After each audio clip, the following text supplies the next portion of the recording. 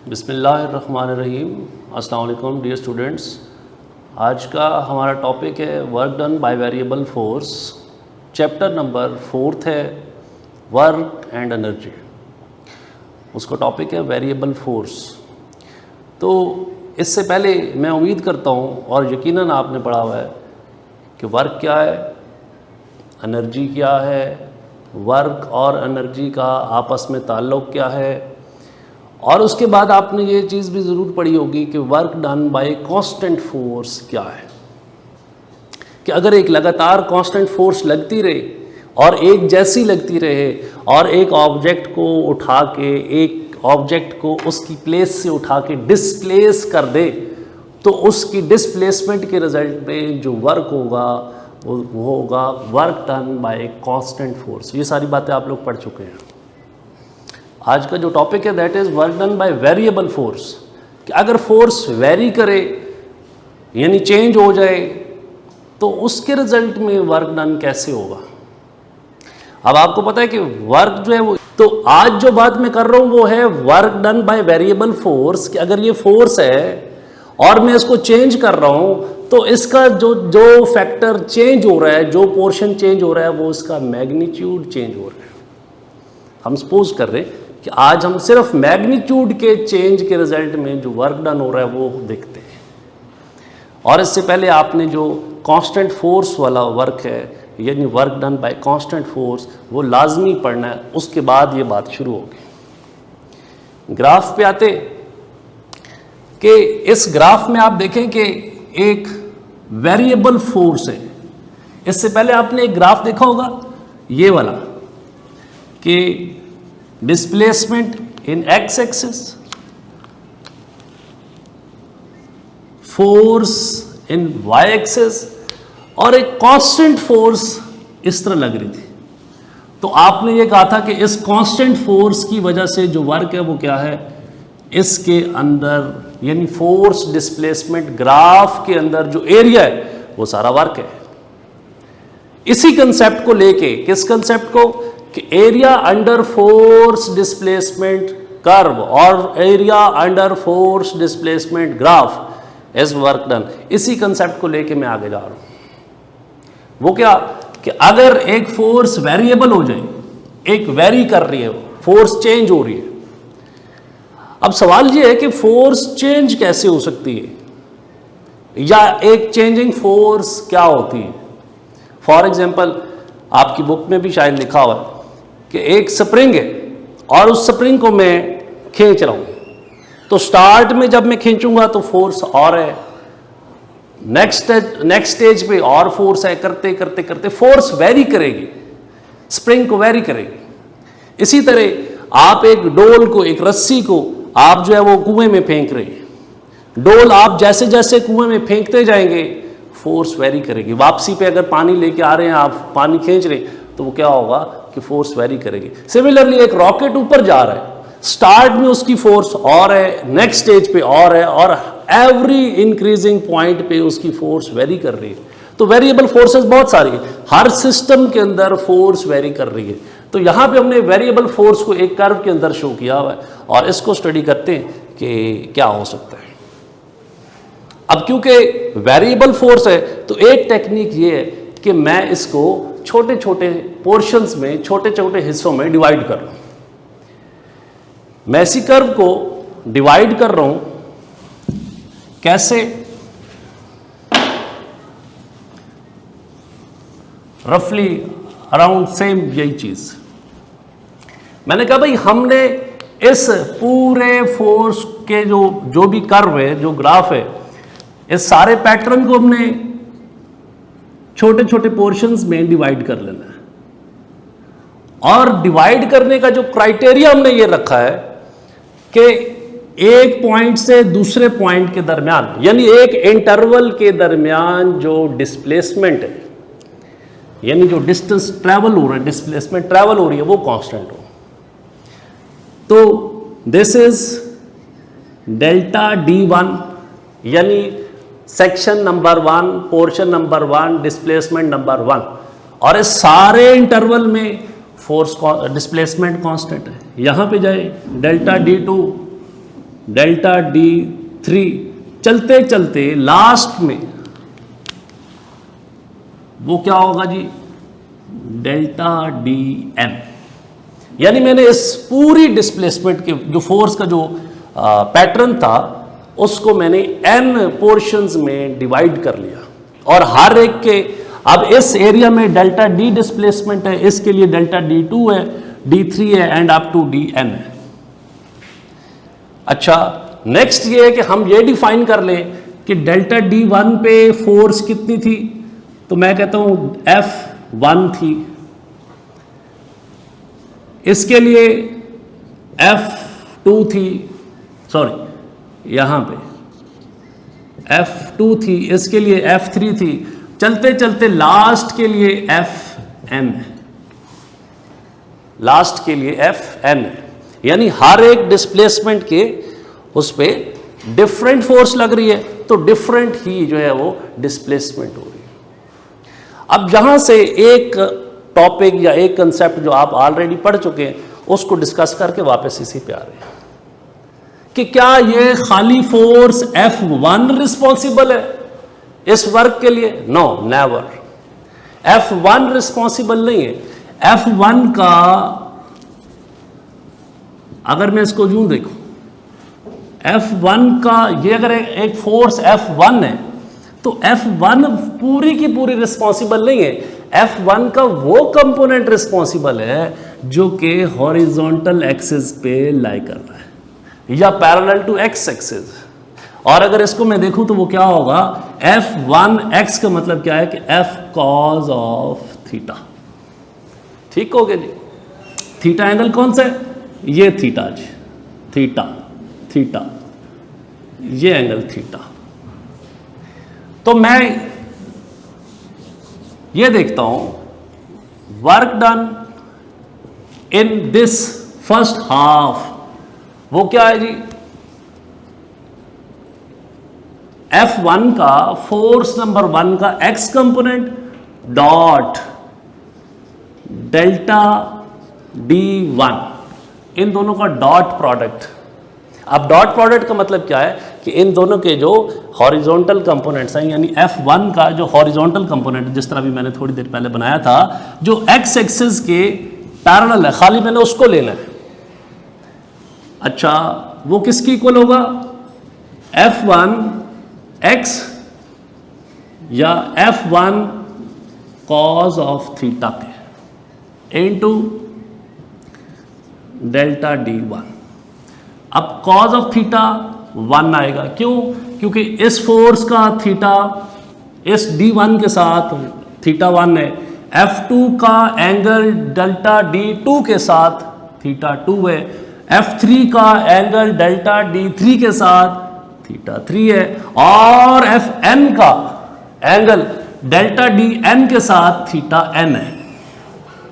यानी angle change हो रहा है। Delta W2 work done in second section क्या होगा जी? F2x इंटू डेल्टा D2, यानी फोर्स का component F2 cause of theta 2 delta D2। और चलते चलते अगर इसी पैटर्न को हम चलाएं और लास्ट वाले सेक्शन के लिए देखें तो क्या हो जाएगा जी? Wn यानी work done in nth part is equal to Fnx delta Dn is equal to Fn cos of theta delta Dn। ठीक है जी। अब ये चीज है, तो इंडिविजुअल तो हमने वर्क फाइंड कर लिया कि एक पोर्शन में ये है, दूसरे में ये है, तीसरे में ये है, n पॉइंट तक हमने उसको वेरिएबल कर लिया। अब टोटल क्या होगा? कॉमन सेंस की बात है, बड़ी सादी सी बात है, आप लोग बचपन से देखते आ रहे हैं कि जब बहुत सारी चीजें हो हम उनको ऐड कर लेते हैं। थोड़े दिनों में आप एक पॉइंट, एक लफ्ज पढ़ेंगे सुपरपोजिशन, तो हम क्या करें? सुपर इम्पोज कर लें, यानी इन सबको ऐड कर रहे हैं। ऐड करते तो W टोटल, W टोटल क्या होगा जी? समेशन। अच्छा, अब इसको लिखने का तरीका मैं बताता हूं कि समेशन को लिखते कैसे हैं या याद कैसे रखते हैं। समेशन किस चीज की हो रही है? इस क्वांटिटी की हो रही है, फिर इसकी हो रही है, फिर इसकी हो रही है। तो आपने ये देखना है, ये याद रखना आइंदा भी, कि जब भी कभी आपने समेशन लिखनी है तो उसको आसान तरीके से कैसे लिखना है। अब देखें, f कभी 1 है, कभी 2 है, कभी n है, तो मैं कहता हूं भाई f जो है उसका सबस्क्रिप्ट का मतलब है कि नीचे आने वाला या नीचे लिखे जाने वाला, वो हमेशा क्या हो रहा है? चेंज हो रहा है। तो मैं कहता हूं भाई इसको I रख लो। आगे चलते, cos of theta 1, cos of theta 2, cos of theta n। अब थीटा का जो सबस्क्रिप्ट है, सब का मतलब नीचे, स्क्रिप्ट का मतलब है लिखे जाने वाला, थीटा का जो सबस्क्रिप्ट है वो भी चेंज हो रहा है। तो मैं कहता हूं अच्छा चलो इसको भी I लिख लो। नेक्स्ट देखते हैं delta D1, delta D2, delta Dn। इसका मतलब क्या हुआ कि ये भी चेंज हो रहा है, इसको भी I ले लो। अब I क्या वेरिएबल है? I का मतलब है कि ये वेरिएबल चेंज होता जा रहा है। कहां से चेंज होता जा रहा है? कहता है शुरू होता है, I की वैल्यू शुरू होती है 1 से। अच्छा जी, कहां तक गई? 1 से 2, 2 से n तक चली गई, 1 से n तक चली गई। ये मेरे पास टोटल वर्क हो गया। अच्छा जी, ये तो थ्योरेटिकल चीज है, थ्योरेटिकल चीज है, ये आप देख लें इसको एक दफा, और फिर इससे थोड़ा सा हम आगे चलते हैं। मैं इसको दोबारा एक्सप्लेन कर दूं। टोटल वर्क किसकी इक्वल है? Summation of n quantities. और वो कौन सी क्वांटिटीज है? जो कि हमने खुद डिफाइन की है कि ये छोटे छोटे पाथ्स। इससे एक स्टेप और आगे जाते हैं। आपने work done bye constant force में एक स्टेटमेंट पढ़ी थी, और वो स्टेटमेंट ये थी कि आप वर्क डन फाइंड कर सकते हैं by finding the total area under the curve. यानी अगर ये ग्राफ है मुझे गिवन है, तो मैं वर्क डन फाइंड कर सकता हूं बाय यूजिंग एरिया फॉर्मूला। कि अगर मुझे ये पता लग जाए कि इसका एरिया कितना है, यानी फोर्स डिस्प्लेसमेंट ग्राफ, इसके अंदर कितना एरिया आ रहा है, ये सारा का सारा वर्क है, और इसका एरिया फाइंड किया जा सकता है। अगर ये एरिया होता इस तरह का, यानी रेक्टेंगुलर होता, स्क्वायर होता, माइट भी ट्रेपीजियम होता, मतलब कुछ रेगुलर शेप्स में होता, तो फिर मेरे लिए आसान था कि मैं क्या करता, इसको एक रेक्टेंगल मान लेता, इसको एक ट्रायंगल मान लेता, और एरिया ले लेता, वर्क फाइंड हो जाता। लेकिन यहां पे जो मुश्किल है वो ये है कि ये कर्व है, और उसका एरिया क्या है, वो कोई रेगुलर शेप नहीं है, यानी स्क्वायर नहीं है, रेक्टेंगल नहीं है। तो इसका भी यही हाल है कि आप उसको छोटे छोटे हिस्सों में, छोटे छोटे पार्ट्स में डिवाइड कर लें। अच्छा, क्या करेंगे? पार्ट्स में डिवाइड कर लें।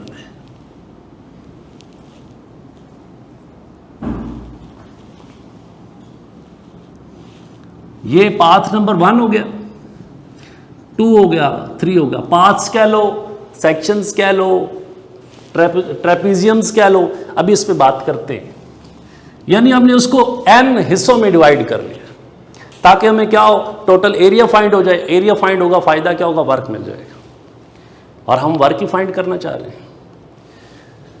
अब इसके जब सेक्शनिंग कर रहे हैं और n हिस्सों में डिवाइड कर रहे हैं, तो हमारे ज़हन में क्या है कि हम इसका वर्क फाइंड करें।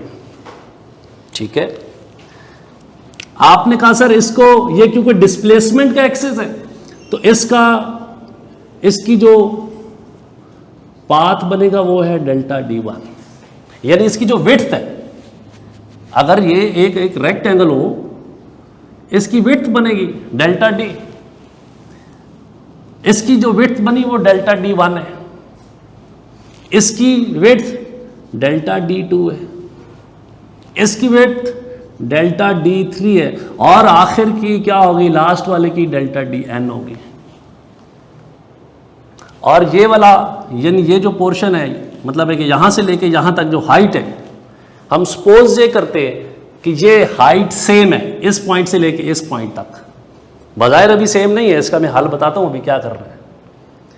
लेकिन हम ये सपोज करते हैं कि जब ऑब्जेक्ट ए से बी जाएगा तो इसकी हाइट जो ट्रैवल कर रहा है वो हाइट ट्रैवल नहीं कर रहा बल्कि हॉरिजॉन्टली मूव कर रहा है। हमने इसको इस तरह से ब्रेक करना है। अच्छा चलते हैं जी। आप कहेंगे जी सम करें, लेकिन एक सवाल ये है कि अगर ये हॉरिजॉन्टल हो तो ये रेक्टेंगल बनेगी, ये रेक्टेंगल बनेगी, यानी ये वाला एरिया सारा कंसिडर होगा। अच्छा अगर इसको यहां से लेके जाएं तो ये वाला सारा एरिया भी कंसिडर होगा। अगर मैं इसको लूं तो ये वाला सारा एरिया भी कंसिडर होगा। लेकिन पॉइंट की बात ये है, we are losing this area, we are losing this area. हम इस एरिया को जाया कर रहे हैं, और एरिया को जाया नहीं कर रही है, हमारा वर्क है। इसका मतलब है हमें इस थोड़े से एरिया को भी लाजमी देखना होगा। फिर इसका क्या हाल है, आप कहेंगे सर इसको मजीद छोटे हिस्सों में डिवाइड करें। कितने हिस्सों में जी? चले मैं आपके कहने पे इसको हाफ में कर रहा हूं। अब जब हाफ करूंगा, थोड़ा सा मैं इसको क्लियर करूं, हाफ करूंगा तो अब क्या होगा, अब ये खाली एरिया रह गया जो जाया हो रहा है, और ये वाला कंसिडर हो चुका है। ठीक है जी, इसको थोड़ा फोकस किया। अच्छा अब ये थोड़ा सा जाया हो गया, मतलब है कि बहुत सारा काउंट हो गया लेकिन थोड़ा सा रह गया। मजीद अगर इसको मैं हाफ करता हूं तो बहुत सा एरिया आ जाएगा, मजीद थोड़ा सा रह जाएगा। एक इसका मतलब ये है कि अगर मैं इसको, इसके सेक्शंस को कम करता जाऊं, मतलब है कि इसकी विड्थ को कम करता जाऊं या नंबर ऑफ सेक्शंस बढ़ाता जाऊं, एक टाइम ऐसा आएगा हमारा कोई भी वर्क जाया नहीं होगा, या सारे का सारा वर्क या एरिया जो है वो काउंट हो जाएगा। यहीं से आपको ये बात समझ आ जाएगी कि आपने एक चीज पढ़ी है जो कि पिछले चैप्टर में कि instantaneous velocity, instantaneous acceleration, limits आपने पढ़ी थी कि एक चीज की लिमिट जो है वो जीरो को अप्रोच कर रही थी। वो देखते हैं। अब अगर मैं इस टोटल एरिया को देखता हूं, डब्ल्यू टोटल, मैं इसी को सारे को लिख रहा हूं, समराइज कर रहा हूं, देख रहा हूं क्या कि आई की वैल्यू चेंज हो रही है 1 से n तक, एफ आई सबस्क्रिप्ट, आई का मतलब क्या कि ये वेरिएबल है, फोर्स चेंज हो रही है, cause of theta I delta D I. लेकिन यहां पे हमने जो चीज सीखी है वो क्या है कि आपने इस डेल्टा डी को कम करते जाना है, कम करते करते करते करते उस पॉइंट तक ले जाना है जहां पे हमारा कोई भी एनर्जी, कोई भी वर्क वो जाया ना हो। ठीक है जी। उसके लिए हमने शर्त क्या रखी भाई, आप लिमिट लगाओ। क्या लगाओ? लिमिट। कौन सी लिमिट? कि डेल्टा डी अप्रोचेस जीरो, कि इतना कम हो जाए कि वो जीरो हो जाए, लेकिन जीरो होगा नहीं, नियरली इक्वल्स टू जीरो होगा, कि कोई भी एनर्जी आपकी जाया ना हो, सारे का सारा जो है वो वर्क आपका इसमें काउंट हो जाए। So this is the best example कि जो आप लोग पिछले चैप्टर में कंफ्यूज होते हैं बहुत सारे बच्चे थर्ड चैप्टर में कि जी इंस्टेंटेनियस का मतलब क्या है, कि कोई चीज़ जीरो को जा भी रही है और जीरो है भी नहीं। तो यहीं पे आपको समझ आएगी कि डेल्टा डी को, यानी कि चेंज ऑफ इंटरवल को हमने कम करते करते उस पॉइंट तक हमने लेके जाना है कि जहाँ पे वो बहुत कम हो जाए, ज़ीरो ना हो, बहुत कम हो, ताकि वो सारे का सारा एरिया उसके अंदर काउंट हो जाए। तो यहीं से हमें टोटल वर्क मिलेगा। और इस सारे को कहते हैं ग्राफिकल मेथड, यानी ग्राफ को देखो, एरिया फाइंड करो, वर्क फाइंड कर लो। और इस सारे मेथड को, ये जो थ्योरी हमने पहले पढ़ी है, ठीक है जी। इसको आप कहते हैं कि इंटीग्रल मेथड। इंटीग्रल का मतलब क्या होता है कि आपने छोटी छोटी चीज़ों को ऐड कर लेना। तो हमने इसको पहले छोटे हिस्सों में डिवाइड कर लिया, फिर ऐड कर लिया थ्योरेटिकली, और यहाँ से हमने ग्राफिकली उसको देख लिया, यानी उसका ग्राफ देख लिया कि work done by variable force कैसे होगा। थोड़ा सा आगे चलते हैं और बस आखिरी बात, और आप लोगों की ज़हमत तमाम कि work done by variable force कोई अल्टीमेट या आखिरी या ख़त्मी बात नहीं है, यानी ये टॉपिक यहाँ पे ख़त्म नहीं होता। क्यों? क्योंकि बिल्कुल शुरू में मैंने कहा था कि फोर्स एक वेक्टर क्वांटिटी है, और एक वेक्टर क्वांटिटी के दो हिस्से हैं, एक उसका मैग्नीट्यूड है, एक उसकी डायरेक्शन है। अभी हम सिर्फ डायरेक्शन पे बात कर रहे हैं कि जब डायरेक्शन चेंज हो, यानी मैग्नीट्यूड जब चेंज हो तो मैग्नीट्यूड चेंज होने पे क्या इफेक्ट होगा। तो डायरेक्शन भी चेंज हो सकती है, और डायरेक्शन के चेंज पे आप लोगों ने यकीनन ये चीज़ पढ़ी हुई है क्या, कि वर्क पॉजिटिव कब होता है, वर्क नेगेटिव कब होता है, वर्क ज़ीरो कब होता है। तो ये सारे केसेस जो थे बेसिकली डायरेक्शन के थे, ठीक है जी। तो यहाँ पे इस टॉपिक को कंक्लूड करते हैं, और इंशाल्लाह नेक्स्ट टॉपिक जो है that is work done in a gravitational field या work done by gravitational field, उसको देखेंगे इंशाल्लाह नेक्स्ट टॉपिक में। Thank you.